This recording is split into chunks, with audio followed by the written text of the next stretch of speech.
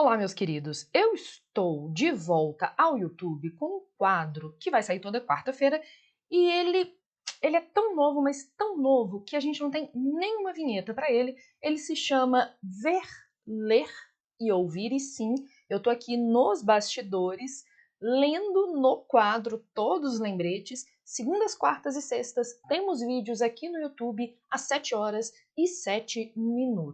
E aí, gente, a gente não tem ainda uma vinheta para o Ver, Ler e Ouvir. Eu vou reaproveitar uma vinheta que já, existe. Afinal de contas, o Ver, Ler e Ouvir ajuda com o repertório sociocultural, porque eu vou indicar, por exemplo, filmes, documentários, livros, músicas, mas acima de tudo vai ajudar na sua interpretação de mundo e de textos. Então, vem comigo, porque a gente tem o Ver, Ler e Ouvir. E se você não gostar do nome deste quadro, faz a sua sugestão aqui embaixo nos comentários.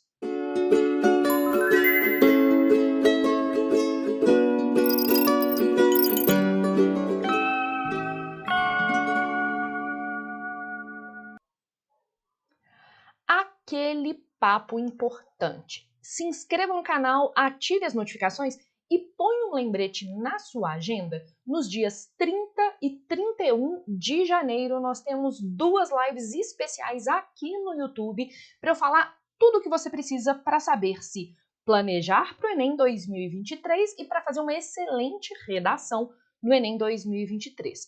E, obviamente, vai ter que ter aquele momento jabá. Estão abertas as inscrições para os meus cursos de redação para 2023 e eu posso até já dar uma adiantada no negócio. A gente vai ter também curso de linguagens. O curso de linguagens vai ser oferecido um pouquinho depois. Mas bem, este vídeo se chama Ver, Ler e Ouvir e eu vou começar já falando do ver. Eu gostaria hoje de indicar um documentário ligado ao tema que eu trouxe pra gente nesta semana. Eu gostaria de falar para vocês o seguinte, vou lá na câmera dos bastidores. Ainda que eu goste muito de política, eu gosto acima de tudo de bom humor. Eu gosto de política pelo seu teor de fofoquinha, pelo seu teor de spoiler, de pessoas sendo expostas. E aí, por causa disso, hoje, o tema do nosso Ver, Ler e Ouvir é: dá para juntar humor e política? A resposta é: não apenas pode, mas isso é feito já historicamente. E apesar do quadro se chamar Ver, Ler e Ouvir, eu vou começar já falando de uma prova de vestibular. A FUVEST 2022 pediu para os alunos refletirem sobre, olha só, vou colocar para vocês na tela, as diferentes faces do riso. E era uma prova que trazia uma coletânea muito interessante, porque, por exemplo, a gente tinha aqui, a fala do Paulo Gustavo, ator infelizmente falecido durante a pandemia de Covid-19, mas a gente tinha também, por exemplo, obras de arte que questionavam o estilo de vida contemporâneo. A gente pode pensar, por exemplo, deixa eu colocar aqui, em outros gêneros que questionavam o riso. Artigo de opinião do Marcelo Gleiser, publicado na Folha de São Paulo. Esse livro maravilhoso do Henri Bergson, que se chama O Riso, e eu tenho esse livro aqui na minha biblioteca, entre outros, tá? A coletânea, gente, eu não vou ser modesta, não. A coletânea parecia que fui eu que fiz. Eu amo essa relação entre riso, política, história, cultura, do que a gente ri e como a gente ri. Portanto, esteja você fazendo vestibular ou não, eu sugeriria que você desse uma olhada na prova de redação da FUVEST de 2022, cujo tema era as diferentes faces do riso e que, na minha opinião, tem uma das melhores coletâneas da história da prova da FUVEST. E aí, sobre o que a gente vai falar? Bom, eu gostaria de indicar um livro maravilhoso, que é o Como Era Boa a Ditadura, a história dos últimos anos da ditadura militar nas charges da Folha de São Paulo, um livro maravilhoso. Se você não tem esse livro, se você não achar esse livro, não tem problema, tem uma série de autores autores, de cartunistas e de quadrinistas da contemporaneidade que tratam dos problemas políticos, econômicos, sociais e comportamentais de uma maneira extremamente bem-humorada. Então, se você não tem esse livro, eu sugeriria, por exemplo, olha, eu estou ali escrevendo na minha folhinha, você seguir as redes sociais, por exemplo, do André Dahmer, do Arnaldo Branco. Esses são os meus favoritos. Do Alan Sieber e da Laerte. Guardem esses nomes, porque tem a ver com uma das indicações do Ler, Ver e Ouvir do dia de hoje, ok? Então, primeira indicação, como era boa a ditadura, e aí eu acho muito interessante, porque a gente aprende também de história. Eu até separei para vocês aqui uma das charges, tá? Uma das charges, na verdade, uma das seções desse livro é sobre como, durante os governos militares da ditadura, houve um sucateamento de algumas áreas, né? Aqui, por exemplo, a Secretaria do Meio Ambiente, ela não é uma secretaria, na verdade, ela é um puxadinho, ela é um quarto de serviço, para falar que o meio ambiente foi abandonado durante o regime militar brasileiro. Então, a gente pode pensar, por exemplo, a atualidade dessas charges, se isso tem a ver, por exemplo, com algum governo de algum presidente que andou passando por aí. E eu prometi que eu não ia militar no dia de hoje. Acho que não deu. Bom, voltando, então acho interessante a gente ler.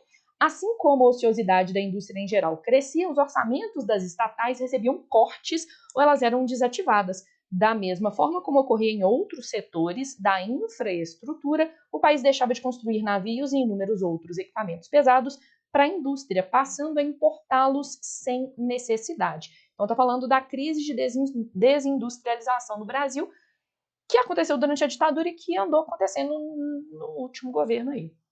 Grandes projetos de pecuária são implantados na Amazônia com capital das multinacionais que se tornavam grandes proprietárias de terras com incentivo e benesses do governo, proteção de ex-militares e outros pistolões. É a época dos massacres, dos assassinatos de poceiros, de invasão dos territórios indígenas, da expulsão de camponeses, do início do movimento dos trabalhadores rurais sem terra.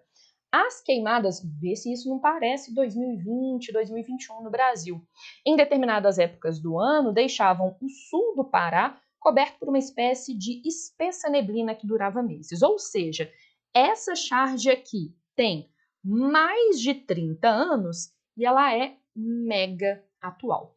Portanto, gente, ainda que você não consiga, por exemplo, ter, este livro, você pode ler os quadrinistas e cartunistas que eu estou indicando, o André Dahmer, o Arnaldo Branco, o Alan Sieber e a Laerte. E eu não estou indicando esses quadrinistas à toa, porque tem a ver com o nosso ver desta semana.